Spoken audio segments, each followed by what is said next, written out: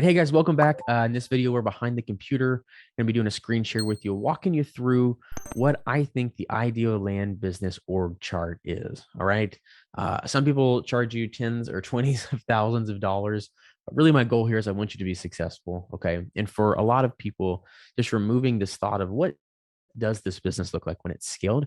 What does the ideal kind of org chart or employment structure look like for a land business? I find just knowing that can often help you kind of give you some clarity on what direction you're going. So I'm going to show you a couple slides here that kind of go through what I think the ideal org charts look like. And I'll just kind of add and give some context as we go through. Now, fair warning, I'm recording this video before the fancy versions of these documents are ready. So you'll see them in their basic versions. But let me go ahead and pull my screen up here.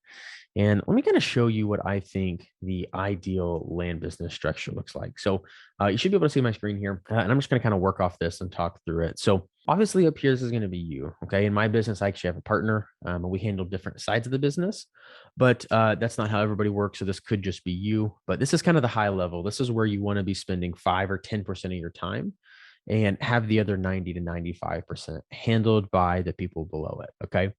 And so, kind of the next stage down, inversely of that, this is probably the last person you'll find or hire in your team, is what I call a land specialist. Okay. If you're familiar with sales, org charts, and models, it's kind of the same as an account manager. It's almost a jack of all trades whose main job and focus is how do I bring the land in and get it out, right?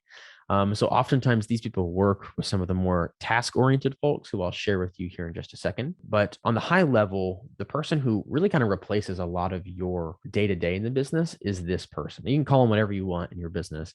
But in general, the kind of business leadership term for this person is called an integrator. You can also think of them as a COO for a very small business.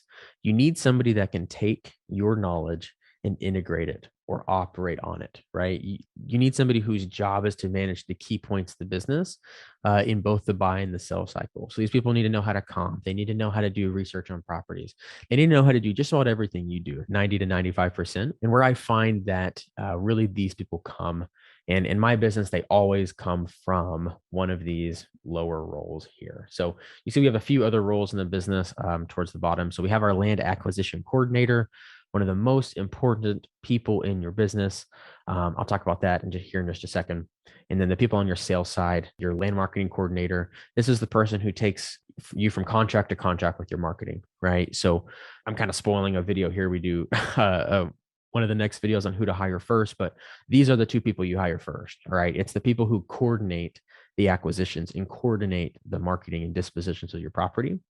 And where I was going with this whole point is that oftentimes the people who start in these roles are the people who make themselves up to here. They're people who show interest, show a desire and ability to continue learning. And so after they've coordinated and done the dirty, hard work with the acquisitions and the sales, it generally gives them the knowledge to kind of move up and become these folks. So that's how we train and recruit in our business is we always bring people in either on these kind of front end marketing and sales operations or kind of the front end acquisitions coordinator. Okay. And so what do these mean? Let me kind of jump into a couple other docs. And these have been given to you already in this course. So they'll probably be here and in a previous video. But this is really kind of, again, sorry, these are the unedited. I'm not good at marketing once again, or making things pretty, if you will. But so this is the workflow that really at a high level, my team and everybody follows that works with me for intake, right? Now, my specific workflow is a lot more detailed and has a lot more offshoots and things because that's my specific business. But everybody runs different businesses, does different property types, has different visions and outcomes for what they want to accomplish. Therefore, people's teams look different. On a high level, this is why I give you the workflow. These are the things that you need to be doing in the business in order to move the needle. Okay. So this is really the simple version of getting deals in. All right. So you get a new lead in. And each one of these boxes is a major function in the business that you need to have an SOP in your business built for. All right. So, for example, in my business, we get leads in a bunch of different places. We get leads from email. We get them from text. We get them from calls to our call center. We get them from web form responses. We get faxes. We get returned letters. We get, probably forgetting one. We get a bunch. Okay. So we have an SOP in our business. It's just a Word document. And it just says, what is the job that needs to be done every day to ensure that every new lead gets on the board, right? In the previous video you watched, I talk about automate, delegate, eliminate, right? A lot of those things we were able to automate. We were able to automate and build a little software, Zapier, which we talk about in the tools section. We use that to automate the process, but there's a couple of those where it's a little more manual. For example, when we get emails in, we have to add those manually. And when we get, I think it's returned letters, we have to add those manually. But the rest of those are automated. They come in. And so it's just somebody's job to make sure that it gets in there, right? The next step is ensuring you have all the info, because depending on where it comes from, oftentimes there's pieces of context missing. So it's really kind of a part of the job in itself to just get all that information into one spot. Okay, we talked about this in a previous video, but this is the facts check. This is the work that actually needs to be done, a little of the more specialized knowledge that you need to train and teach people, but it's how to go through and check for red flags and check for the comps, right? So your acquisitions coordinator, like what we just talked about here, is this person, all right? It's the person who does all of this work for you. Okay. We generally think that somebody who has the ability to set the prices and confirm the prices, we generally think that's somebody who's kind of grown in their skill set to be somebody up here, because oftentimes you'll find that even though you train somebody how to comp, you still are kind of reviewing their comps. So until that happens, I would still kind of consider them this person here. Once they get really, really confident at comping, that's a really important skill for a specialist to have. However, this is really what the land acquisition coordinator does, right? They do all of this work. They check the property. Eventually we get the price set. They send the offer out. They follow up, nudge. We call it nudging. We probably have at any given time 50 to 100 leads of people who have reached out, and then we're just trying to get back in contact with them. So they go through that process of nudging and following up until we either get a no or we get a signed purchase agreement, which is the final step here. And most of this can be done by this person, right? So you kind of got to remember, where are you in your business? If you don't have anybody on your team and you're kind of newer, you're probably here, right? This is probably you. You're actually not up here in the ownership level yet. You're here. You're the person that's doing most of the work. You're managing the major functions of the business down here, right? So you got to kind of take note of where you are, right?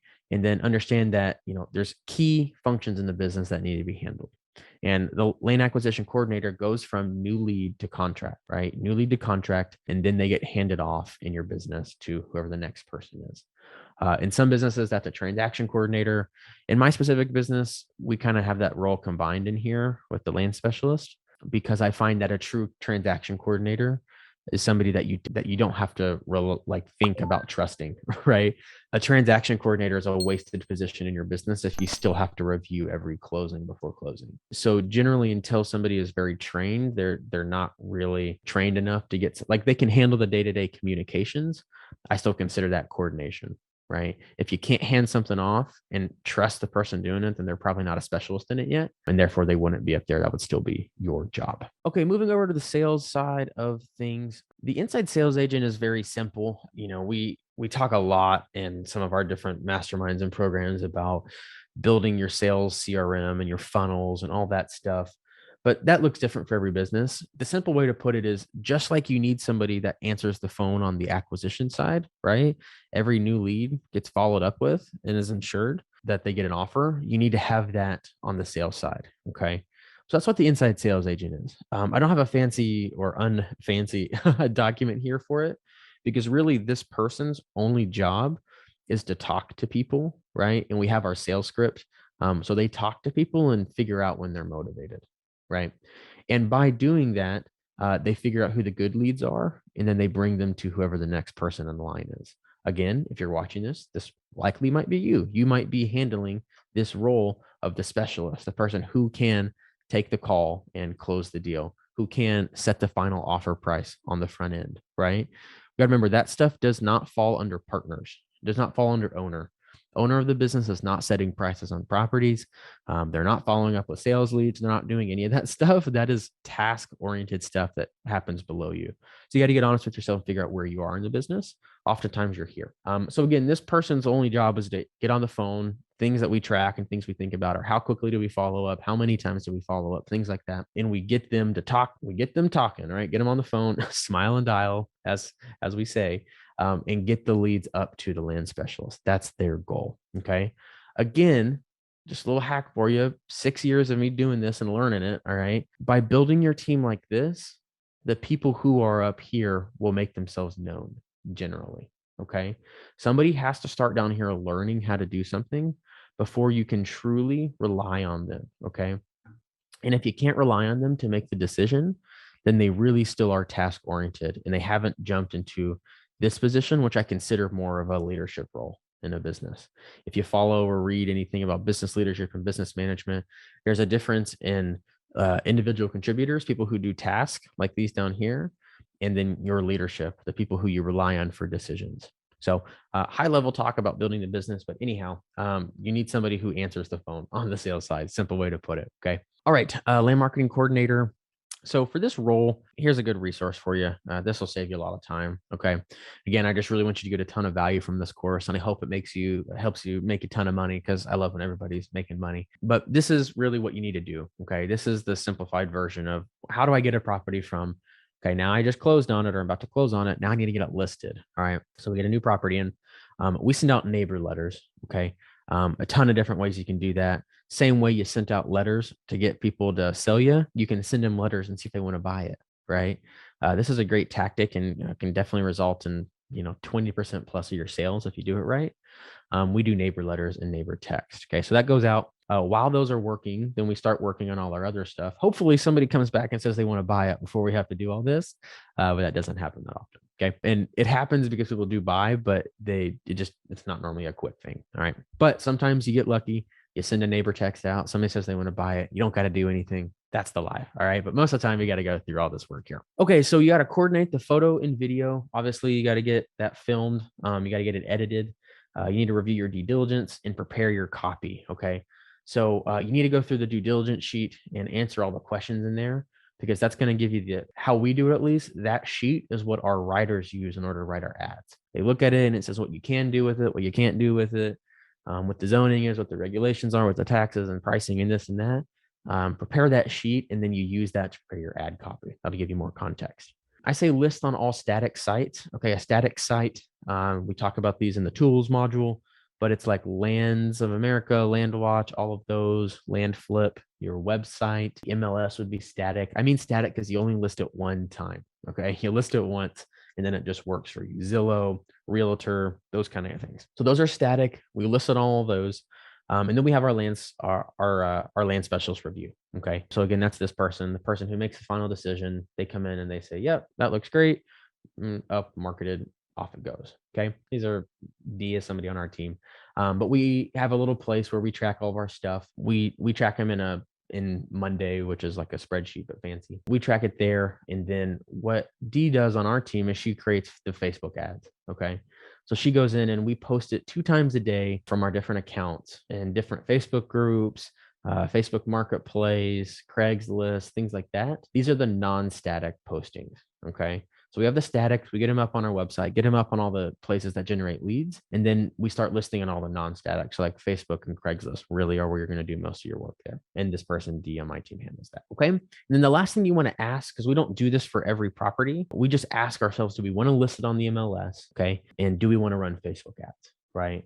So those are 2 more areas where you can get leads for your properties, is listing it on the MLS or running Facebook ads for it. But we don't do it for every property. So it just kind of depends. If I feel like I can just do my normal thing and it'll sell quickly, then I don't spend money on those. We normally come back and check these every week or 2. And if we haven't sold it or we're not getting the leads we want, then we'll start looking at, okay, can I list it on the MLS or with a realtor, et cetera? And can I run Facebook ads to generate more leads? So those are all different topics, a little more in depth.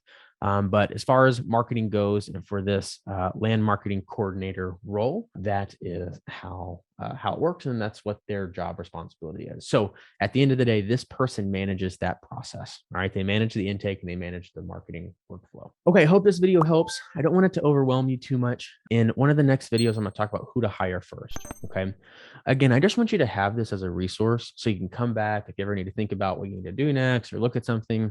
It'll kind of give you that clarity to get your business to the next level. Because again, I just want us all to make some money here. Okay. And so that's what this is for. In the next video, I'm going to kind of just break it down, make it simple for you.